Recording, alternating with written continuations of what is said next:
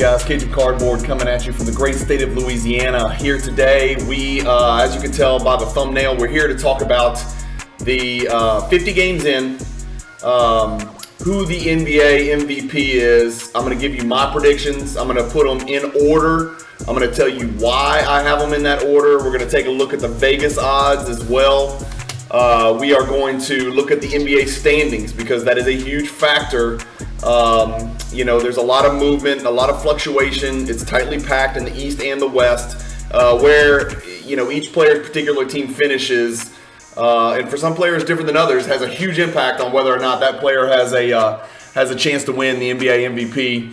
And then we're going to look at a couple of player comparisons on basketballreference.com. If I haven't mentioned that before, if you haven't seen any of my videos, basketballreference.com is invaluable. It's an amazing resource. You always want to use that when you're making any statistical comparisons. There's all sorts of ways to sort it to get what you're looking for. But anyway, let's not waste any more time. I'll tell you how this happened. It's 5:24 in the morning. At about 3:30 a.m. this morning, I don't know what's wrong with me. I'm a total weirdo. I woke up. I had an idea to do this video. I had another idea to do another video, and when something pops in my head, I can't shake it. I don't know what the deal is, but anyway, here we are. It's 5:24 in the morning. I'm gonna film this video real quick. We're gonna publish it, and hopefully you guys enjoy it. If you're looking for basketball card content, this is not going to be particularly about their cards. It's going to be just generally about who's got the most, who I think has the most likely chance to win the NBA MVP. Obviously, that does have some effect on their cards. If Giannis wins his third, if Jokic wins back-to-back, if Embiid wins his first, we'll go down the list. Hopefully you guys like the thumbnail. I'm not sure if you can figure out which one does not belong, but I thought it would be funny just to throw him in there because the White Mamba deserves attention, even though he's had a rough year. And my guy Grayson Allen basically almost ended his entire season with a horrific foul that he thought was funny. Anyway, let's not waste any more time. So I'm going to put my predictions on the screen, and we're just going to start rolling, okay? So first, you'll see over here, you got two columns. I've got my legitimate 6 contenders as of right now. Remember, this is 50 games in. A hell of a lot of things can change. I've got another list on the right side that just says other, okay? And I'm going to go through. Let's start with those first. James Harden is the NBA MVP is, to some extent, a popularity contest, and there's a lot of hurdles that need to be overcame. If you've already won it before, so Harden falls into that category. He's won this before. Harden, I don't think has a legitimate chance to win it. Number one, he shares so much with Kyrie and Durant that it's just difficult to stand out. Durant was sort of standing out before he got injured. So we'll talk about these two together. Durant and Harden, I think neither one has a legitimate chance. Durant's going to end up missing just too many games because he's injured. And then there's 6 guys over here that haven't yet missed that many games. So I don't see any way Durant can overcome that. Also, if we go look at their record, they're in 6th. Okay, so I just don't think Durant has any legitimate chance. I'm not sure. They may have had a chance if they could push for the top spot in the East before he got injured, but post-injury, he's got no chance. Harden, same reason. They're in 6th. I just don't see how you could give it to Harden in 6th place when all of these guys over here, for the most part, their teams, except for LeBron, have better records and or their stats are statistically superior. Harden, great stats. Durant, great stats. I don't consider them legitimate contenders this year. Going into any year, obviously I have those guys on the list. But again, when you're sharing 3 wide, with those types of guys, it's just really tough to separate yourself. It's usually the same problem LeBron and AD have is pushing for MVP is going to be tough when there's 2 superstars on one team. It's just really hard to do. None of these other guys have anybody remotely close to them on their team that would even be considered a co-alpha. All of these guys on the left in this legitimate column are alpha dogs, unquestioned alphas, and so they don't have to deal with what Harden and Durant have to deal with. Chris Paul and Booker, same story, different team. Obviously the best team in the NBA, if we go look at their stats, we scroll down to the Western Conference here, you're going to see the Phoenix Suns are are 41-9, best record in the NBA. Honestly, it's not really even close. In the East, 32-18 is the best. So the number one team in the East would be fourth place in the West. It looks like the Suns have the best record, but again, the same problem. There's this. I'm just going to come out and say it. There's a ridiculous narrative in the NBA that Chris Paul deserves the MVP. Again, the media is not the most savvy. I know that's going to sound funny, but I'm telling you right now, the people that are voting on this aren't the most savvy cats in the world. They all love to create narratives that don't necessarily exist.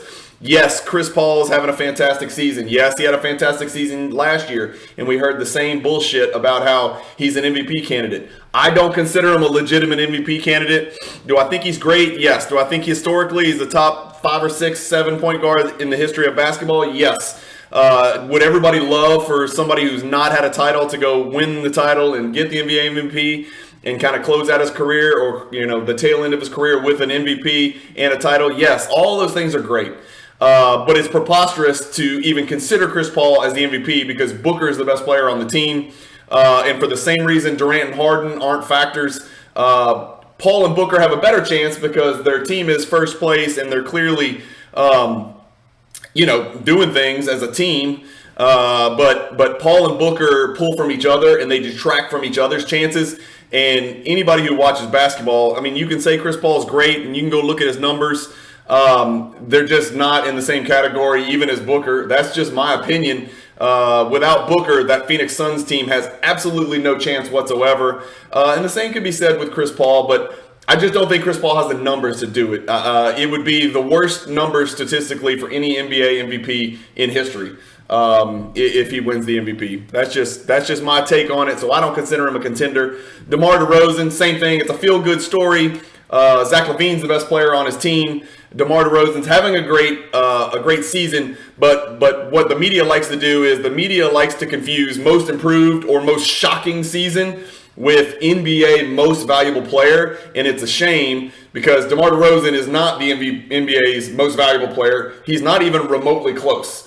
If we go look at the Bulls are having a great season. They are in first, but as you can see, there's 5 teams within a game and a half of the Bulls. All of these teams have also dealt with injuries. Philadelphia has missed their point guard for 50 games. The Miami Heat have had Jimmy Butler and Kyle Lowry and Bam miss tons of games. The Cavs are an upstart team. They haven't had a tremendous number of injuries. They are missing Colin Sexton, which may be a blessing or a curse. And then the Bucks have had, I can't even tell you, they've played way less than half of their 53 games with the big three, Middleton, Drew Holiday, and Giannis intact. And so all of these teams, and I don't even need to tell you about the Nets and their injury problems and Kyrie being in and out with the vaccine. Those teams are 3 games within the Bulls who have had this magical, legendary season. It's just not realistic to consider DeMar DeRozan a legitimate MVP candidate. So he's in my others list. Luka Doncic, amazing stats. The team is coming on of late. If we go down here and look at the West, you can see the Mavericks are in 5th, but they're 12 and a half back of the Suns. So I don't know how you could give it to Doncic. Even though he's statistically superior to Booker and Chris Paul, if you don't consider, and if I don't consider Chris Paul and Booker legitimate candidates, I certainly can't consider Doncic a legitimate candidate being 12 and a half games back and winning just, 57% of their games. It's just not realistic. I love the kid. I think his days are coming where he will be a top 3, 4, 5 MVP candidate. We got to get him a better beta. He doesn't have a good beta. He doesn't have a beta. Tim Hardaway is now hurt. Who knows how long he's going to be out. Honestly, Brunson is the second best player on that team right now, regardless of what anybody says. Porzingis, you can't count on him. He disappears. He's injured. He's just not the sidekick that Doncic needs to take that next step, win MVP, and contend for a title. Trae Young, everything I said about Doncic, you can say the same thing about Trae Young. Team's just not good enough, although they've been really hot of late. I think if we scroll up here and look at the Hawks, they're making a move, but they're in 10th. They're under 500. Trae Young's stats are absolutely insane and filthy, and his cards should reflect that, but he's just kind of stagnant right now. Trae Young's not a legitimate candidate. And Jimmy Butler, I know he's missed some games. I don't have the details in front of me. He's missed a bunch of games. I've got him on the list because there's 30 games left, and the games closest to the end of the season often have an amplified impact on the outcome of the NBA MVP voting, right? There's a recency bias. And so if for some reason, and Jimmy Butler has had he's strung a bunch of games together in these last few, they are 5-5 in their last 10, but they're only one game out of first. If that Miami Heat team finishes first in the East with all of these other juggernauts in here, somebody's got to get consideration. And Jimmy Butler's stats across the board are really impressive. I just don't know if he's got the games to do it. And I don't know if the media is naive enough to put him into the legitimate list of 6 over here. I mean, statistically, these guys dwarf Jimmy Butler. So I don't really consider Jimmy Butler a candidate, but these guys in this others list, it was just, something we needed to talk about. Okay, so let's get to the 6, right? And this is where I separated it. I think there's a clear 6. Comment below if I'm forgetting somebody. Comment below if I'm crazy. Comment below if you're a huge Chris Paul fan and you want to punch me in the face. Any of those things, I want to hear from you guys. I want this to be an open discussion. I do want to get your comments because it's fun to talk about this. I do recognize that we're 50 games in and a hell of a lot of things can happen. These 6 guys all have a legitimate chance to do it. All 6 of those, their best chance of winning hinges squarely on how their team finishes these 30 games. Okay, so let's start with number 6. LeBron James, and let's go 5 and 6 at the same time. LeBron James statistically is an absolute freak of nature. He's having an incredible season. He's defying age. He's defying father time. Everybody keeps assuming he's going to hit a wall at some point, but I don't think we've seen it yet. His Lakers have to go on a preposterous run, so team success is going to be the problem for LeBron, right? And so you got to remember, everybody's shitting on the Lakers, but they're 24 and 27. They have the same record pretty much, as the Trailblazers and or the Clippers, who are missing all of their stars. So, the Lakers have underachieved, but remember the Lakers are missing AD, and so much of that team's success hinges on AD. He opens up the game so much and changes everything when Westbrook and LeBron can dump it into him. LeBron's team, that legitimately, they would have to go, let's see, they've played 51 games. There's 31 games left. They would literally have to get AD back consistently every game and win like 25 out of 30 to have any chance whatsoever. Even if they go bananas, they're still going to be 10 games behind the Suns. I just don't think their team can do enough for LeBron to really be considered. I was real close to making this a top 5 and putting LeBron over here with others, but he is LeBron and shit happens. He could reel off 27 out of 30. I'm not a huge believer in the Lakers because of the supporting cast. I'm not a huge believer in the Lakers because while Westbrook is a stat machine, I don't think he was a great fit. I think Rob Pelinka really screwed that up when he could have gotten Buddy Hield and some change and some other younger, athletic, mobile, versatile role players. They swung for the fences and wanted to sell tickets and grab Westbrook, and I just think that was a horrific decision, and that's really how it's playing out this year. Even though statistically Westbrook, I know everybody's down on Westbrook, and again, this is the negative side of the media narrative. Westbrook's numbers aren't terrible. His turnover numbers are terrible. His three-point percentage is terrible, but that's nothing new. They were terrible when he won the NBA MVP. So it's just a terrible fit. It just doesn't help LeBron. It's confusion. The team chemistry is terrible. I think there's too many things going against the Lakers for LeBron to have any chance at all. Let's talk about next in line. Jokic having as good a season as last year. He's doing everything you could possibly do statistically to be in the conversation, right? He may be the best statistically. We'll take a little bit closer look at that in just a second. The problem is his team is 13 games behind the Suns. They're 10 games behind the Warriors. They're 6 games behind Ja Morant, who is also having a huge jump statistically. So I don't think Jokic has... And again, if Jamal Murray's there, if Michael Porter Jr. is there, his stats probably come down a little because he has a lower usage rate and doesn't have to carry as much of the load.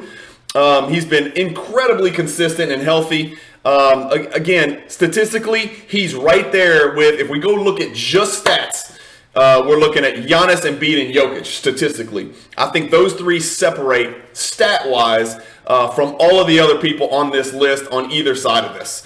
The problem is the Nuggets can't do what they have to do for Jokic to win. So I'm going to scratch Jokic. Is there a chance? Yeah. Again, they would have to do something similar to what the Lakers have to do. They've got 32 games left. They need to win 27 out of 32 or something just nuts. And Jokic has to average probably 35 and, 35, 12, and 10 to, in these last 35 games. I just don't know if they're going to work him that much.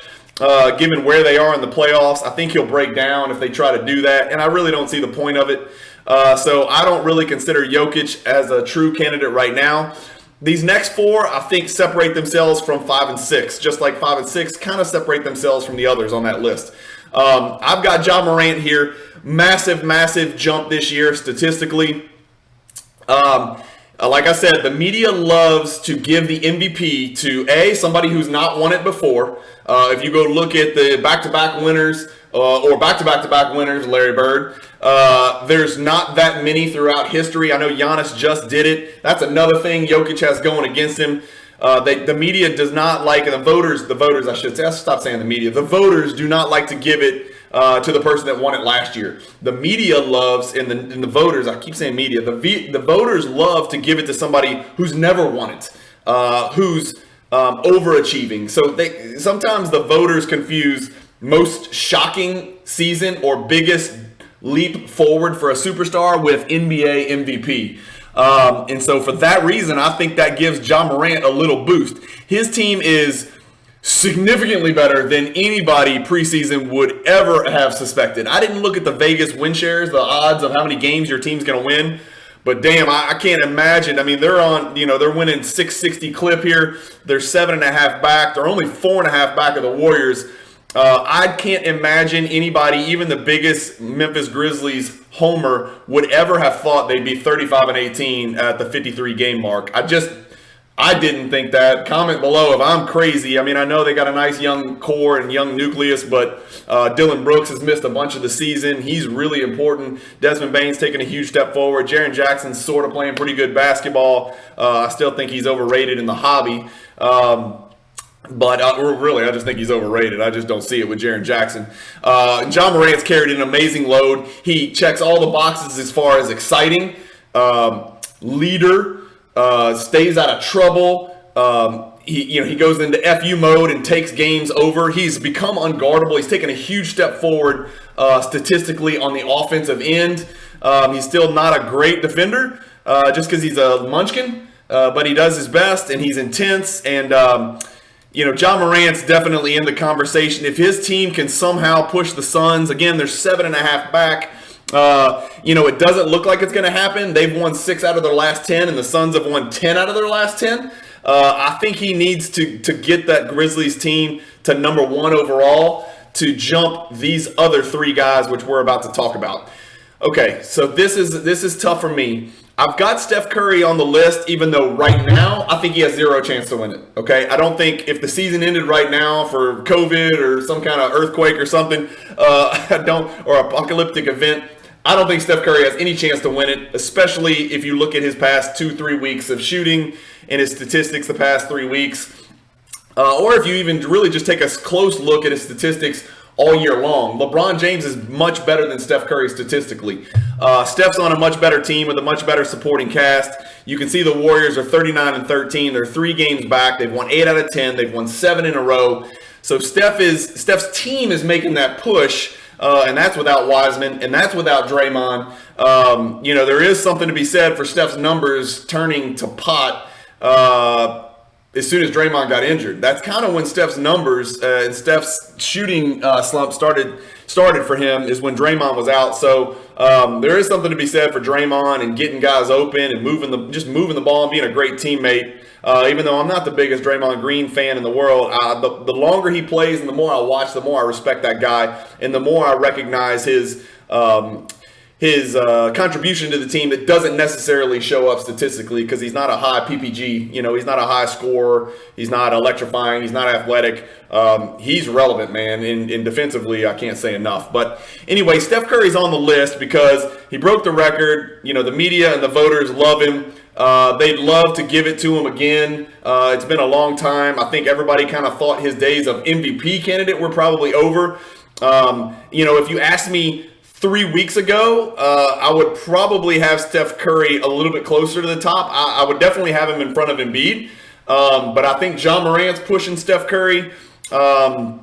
It just depends on team. Steph Curry's got to keep this going with the team deal.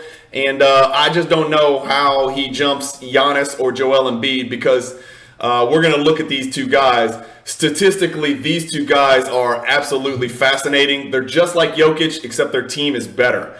So let's go look at I want to look at the Nuggets at 28 and 22, and then the Sixers are 31 and 19. So the Sixers are a little notch ahead of Jokic, but more importantly, they're number 2 in the East. And so even though the records are similar, finishing first in the East, I think would give the MVP to Embiid.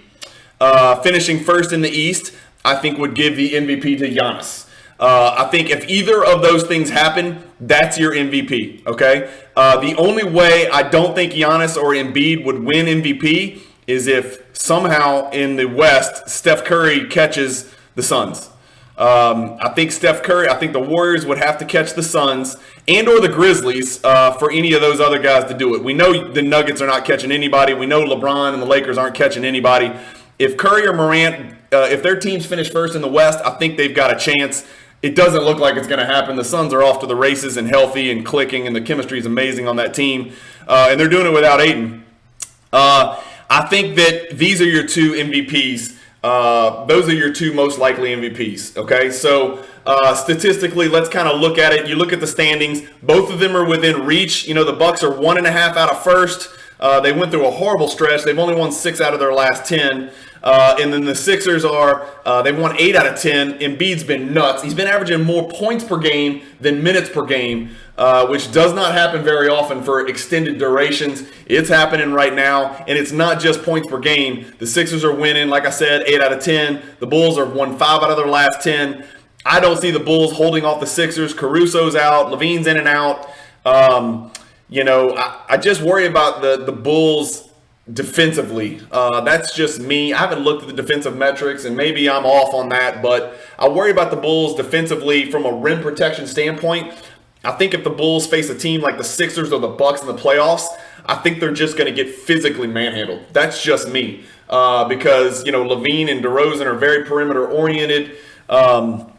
Vujacic is a very good offensive player in the interior, but I worry about from a rim protection standpoint. I just don't think the Bulls have what it takes to handle somebody like Embiid or Giannis, or really those teams in particular who are just kind of tough, nasty teams. So those are my two guys. I want to look at Basketball Reference. So the first comparison I have up here, hopefully you guys can see this. I've kind of increased the screen size as much as I can. Let me see if I can get... No, it'll cut it off. Okay, so maybe I can do this. Yeah, let's do this. No, yeah, there we go. Okay, so there we go. Okay, so Giannis on top, Embiid on the bottom. Here, let me just go back. Giannis on top, Embiid on the bottom. Let's just look at them statistically in some of these base metrics. Minutes per game, almost identical, okay? So you don't need to make any adjustments as far as minutes per game. Embiid's played 5 less games than Giannis. If we look at field goal percentage, they're taking about the same number of field goals. Giannis is making a few more. His from the field goal percentage, his overall field goal percentage is pretty noticeably better than Embiid. He actually takes more threes. If Giannis didn't take any threes, he would have the most preposterous field goal percentage for an elite mega superstar you've ever seen. But he's shooting 54%, which is pretty damn good. From 2% and here from 2-point range, here you can see he's shooting over 60%. Embiid's shooting 52.8 to about 53%. Effective field goal percentage just merges threes and twos, and then just like it creates a balance based on 3-pointers being worth 1.5 times more than a 2. So effective field goal percentage is the best way to look at combining threes and twos to what their true effective field goal percentage is. I don't know how else to explain that. The statistic adjusts for the fact that a 3-point field goal is worth more than a 2. There you go. There's your explanation. If you hover over it, it'll tell you. So Giannis ahead of Embiid there. Free throws, they take the same. But Giannis is significantly worse. We know that. It's not a surprise. Honestly, as a fantasy owner of Giannis, I'm really happy with 72%. Would I love him to shoot 78? Yeah, but if he did, he'd be Michael Jordan. The rebounding, Giannis actually rebounds the ball at a better clip than Embiid does. Assists, Giannis is significantly better than Embiid with 1.6 more, and that doesn't even really account for how many hockey assists and just how much more Giannis is handling the ball than Embiid. Steals, they're about even. Blocks, they're exactly even. Turnovers, they're about the same. Giannis a few more. Giannis is bad with grabbing people when they drive, and he does commit some dumb fouls, so he's got a few more fouls than Embiid. And then we look at points, and it's almost identical. So when we look at these guys, I mean, I would give a very, very, very slight edge to Giannis, but it's so close that I'm giving the MVP to whichever one of these guys' teams finish higher in the standings. It's that team-oriented. I think that's where the voters are going to go. Again, I'm predicting what the voters are going to do. So I'm not necessarily predicting who I would give the MVP to. I would right now say it is this in this order. I would say it is Giannis and then Embiid in this order. But I think even the voters are going to come down to these two. All things considered, of course, either one of these guys could get hurt and their season could go to hell in a handbasket. But if all things, we're taking a snapshot here, 50, 52, 53 games in, these are my two right here. Statistically, they're the same, so I think it comes down to their teams. I did want to show you how good statistically Jokic is and what a season he's having.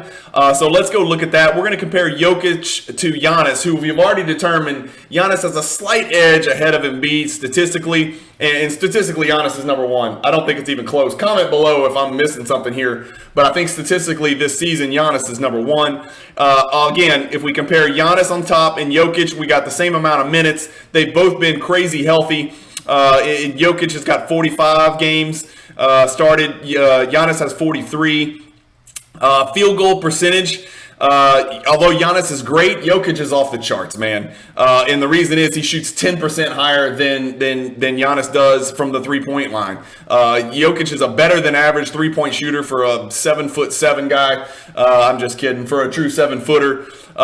He shoots an incredible percentage from two, and when you look at his effective field goal percentage, I mean, it's just crazy off the charts. It's 61.8%. That's nuts. That is efficiency to the extreme for a guy that, whose vertical leap's about 4 inches on a good day, jumping when he's on the moon and there's no gravity. Free throw percentage, he blows them out of the water. He's a pretty elite free throw shooter for a 7-footer.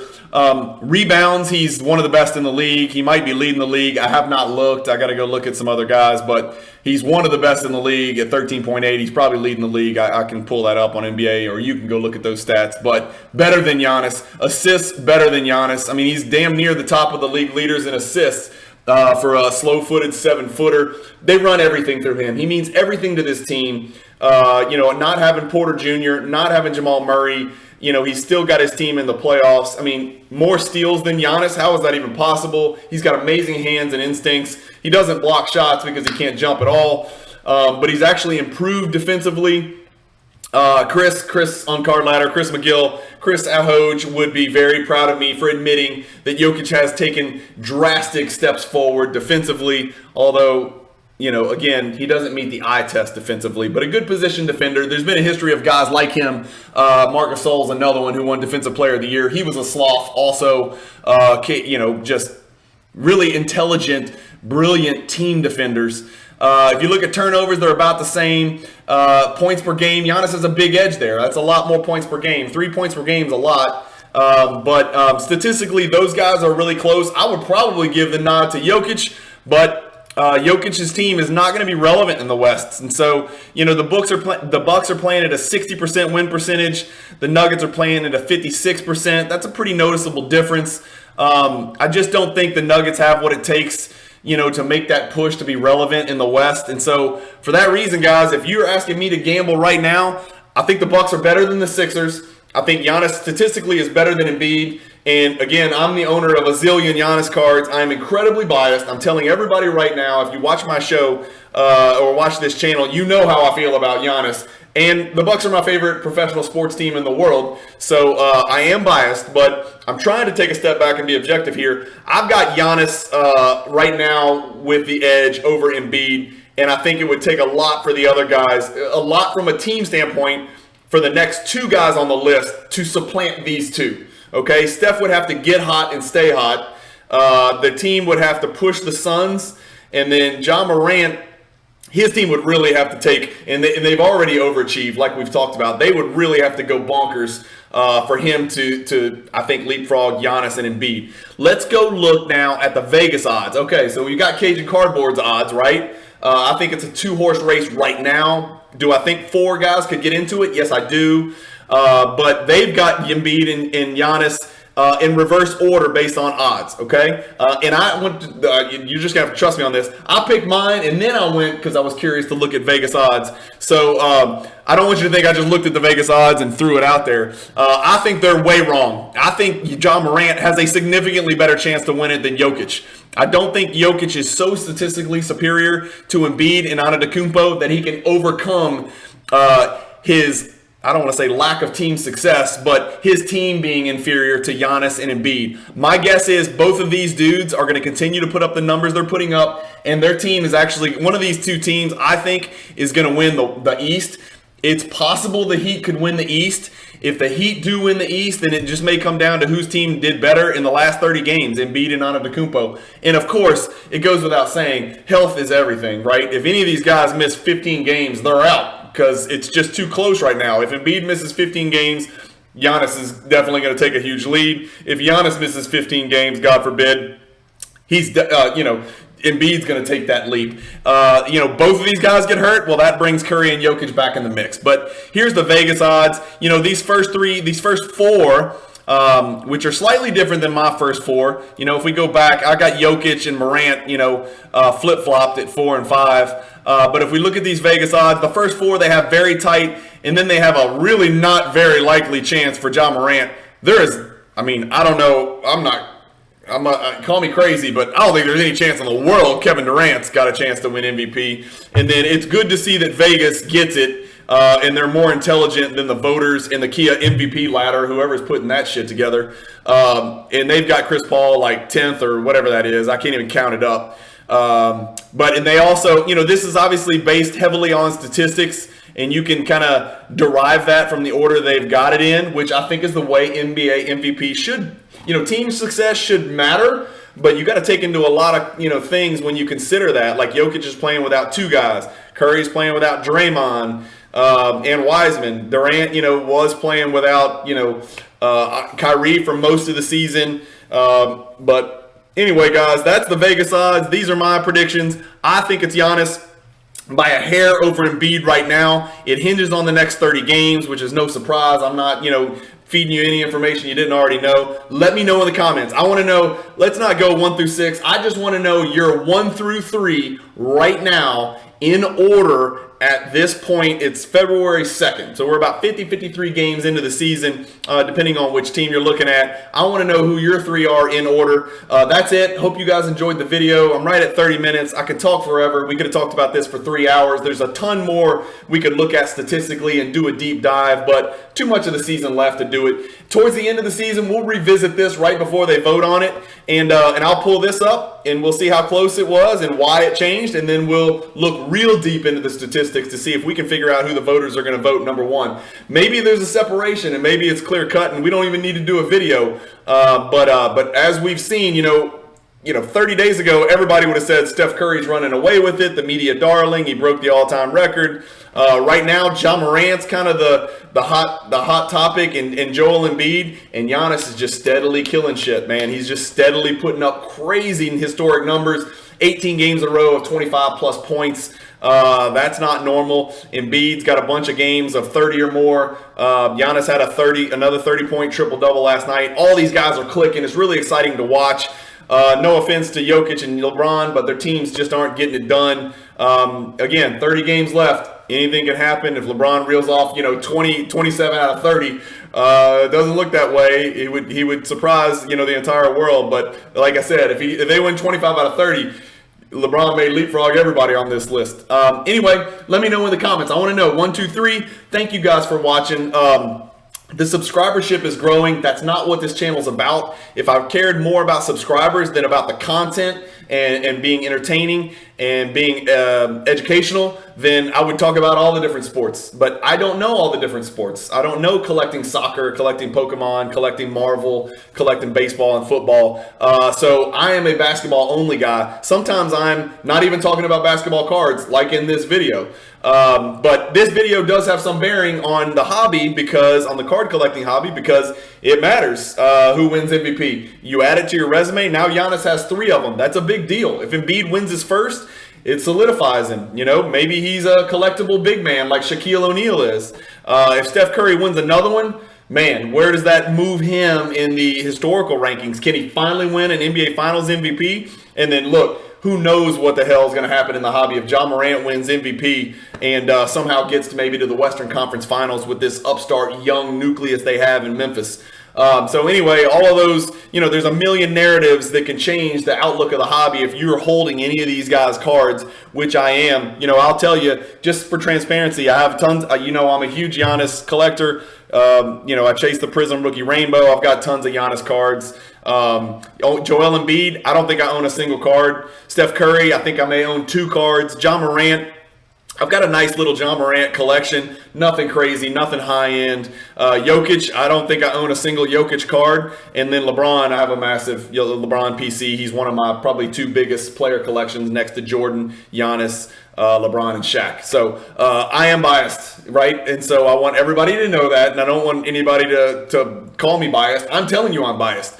But again, I think I took a pretty objective look at this, and let me know your thoughts in the comments.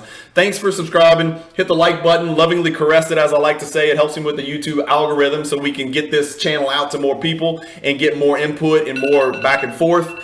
And then please do me a favor and spread the word. If you don't mind, just cut and paste my link and send it to some buddies of yours. If you could send it to 3 people, that'd be great. I'd be most appreciative. You'd be doing them a favor, because I think we're doing some good things here, and I think we're putting out some good content for you. Me and my staff of 0 and my production supervisor, which is also me. But anyway, thank you guys for watching. Stay positive. Keep collecting. It's not all about money. You know, but by the way, the basketball card index is up 3 straight months. If you didn't know that, go check it out. There are places to make money in the hobby if you're approaching it from an investment standpoint. And stay positive, guys. There's too much negativity going on about this company folding, this company cheating, these breakers cheating. It's just too much. Stop paying attention to the big stuff and all the negativity. Stay positive and remember why we're collecting and all the great things about the hobby. And I thank you guys for watching. Peace.